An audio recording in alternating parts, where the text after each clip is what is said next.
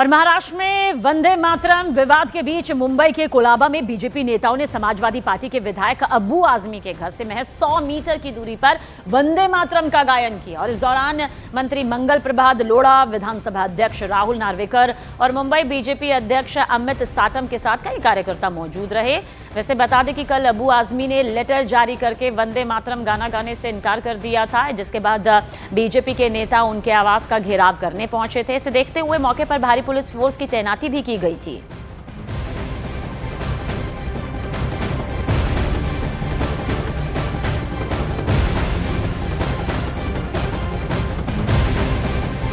इस समय हमारे साथ मुंबई बीजेपी प्रेसिडेंट अमित साटम जी हैं। सर, आप लोग ने तमाम नेता आप लोग यहाँ पहुंचे, वंदे मातरम का गीत भी गाया, लेकिन जिसको इनवाइट किया अब्बू आदमी वही नहीं है। वंदे मातरम के 150 साल पूरे होने के उपलक्ष्य पर पूरे देश भर में कार्यक्रमों का आयोजन किया जा रहा है। मुंबई भारतीय जनता पार्टी ने भी 6 इस प्रकार के कार्यक्रमों का आयोजन जो है वह यहाँ पर किया है। कोलाबा में भी एक कार्यक्रम है। ऐसे कुछ लोगों के घर के पास है जिन्होंने वंदे मातरम को विरोध किया है, हम वंदे मातरम नहीं गाएंगे ऐसा कहा है। इसीलिए उनको आने जाने में सहूलियत हो, सुविधा हो, इसीलिए हमने उस कार्यक्रम का आयोजन उनके घर के नजदीक किया। लेकिन वो इस कार्यक्रम में नहीं आए। हमने उनको निमंत्रण भी दिया लेकिन वो नहीं आए। हमें खेद है। हम इस कार्यक्रम के माध्यम से उनको ये संदेश देना चाहते हैं कि अगर इस देश में रहना होगा तो वंदे मातरम कहना होगा। मंगल प्रभात लोढ़ा जी ने कहा कि पुलिस की वजह से वो बचे हुए, नहीं तो अब तक उनके घर के सामने हम लोग होते। ऐसा है कि पुलिस अपना काम करती है, हम अपना काम करते हैं। हमने उनको निमंत्रण भी दिया लेकिन वो अपने घर में छुप के बैठे थे। मेरा उनसे आह्वान है कि आने वाले समय में आप अगर वंदे मातरम का गायन और कथन नहीं करेंगे तो मुंबई और महाराष्ट्र की जनता आपको करारा जवाब देगी। कोई शब्द नहीं है। वंदे मातरम ये रिलीजियस सॉन्ग नहीं है। वंदे मातरम ये नेशनल सॉन्ग है। वंदे मातरम इस भूमि का नमन करने का गाना है, इस भूमि का वंदन करने का गाना है। और इसीलिए इस भूमि का नमन और वंदन करने की आपत्ति इस देश के किसी भी नागरिक को नहीं होनी चाहिए, अब्बू आजमी को भी नहीं होनी चाहिए। और अगर इस देश की भूमि का वंदन करने को अगर आपको करने से अगर आपको आपत्ति है तो मुझे ऐसा लगता है इस देश के ऊपर आपको कोई आपत्ति है।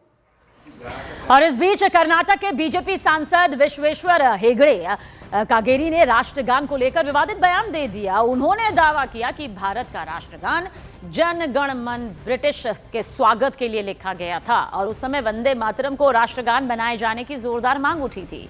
बीजेपी सांसद हेगड़े ने कहा कि वंदे मातरम हमारा राष्ट्रगान होना चाहिए था।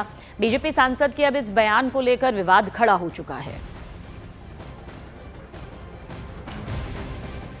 ಕೆದಕೋದಕ್ಕೆ ಹೋಗೋದಿಲ್ಲ। ಹಾಗೆ ನೋಡಿದರೆ ವಂದೇ ಮಾತರಮೇ ರಾಷ್ಟ್ರಗೀತೆ ಆಗಬೇಕು ಅನ್ನುವಂತ ಕೂಗು ಬಲವಾಗಿತ್ತು। ಆದರೆ ಅವತ್ತಿನ ನಮ್ಮ ಪೂರ್ವಜರು ವಂದೇ ಮಾತರಮೂ ಇರಲಿ, ಜೊತೆಗೆ ಆ ಬ್ರಿಟಿಷ್ ಅಧಿಕಾರಿಯನ್ನ ಸ್ವಾಗತಿಸೋದಕ್ಕೆ ರಚನೆ ಮಾಡಿರುವಂತ ಜನಗಳ ಮನವೂ ಇರಲಿ ಅಂತ ಎರಡನ್ನೂ ನಮಗೆ ಸೇರಿಸಿ ನಾವು ಇವತ್ತು ಅದನ್ನು ಒಪ್ಪಿಕೊಂಡು ಅದನ್ನು ಪಾಲಿಸ್ತಾ ಇದ್ದೇವೆ। और वंदे मातरम को लेकर कांग्रेस का बयान सामने आया। कांग्रेस ने कहा कि यह बड़ी विडंबना है कि जो लोग खुद को राष्ट्रवाद के संरक्षक कहते हैं, आरएसएस और भाजपा, उन्होंने अपने कार्यालयों या शाखाओं में कभी वंदे मातरम या यहां तक कि राष्ट्रगान जन गण मन भी नहीं गाया।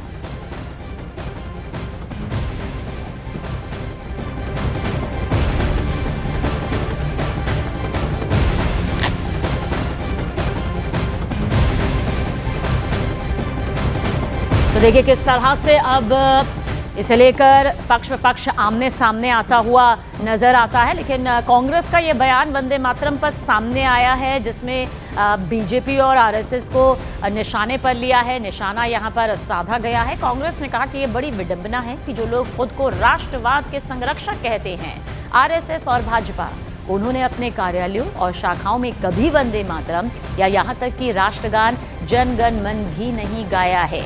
ये यहाँ पर कांग्रेस ने निशाना साधा है बीजेपी और आरएसएस पर।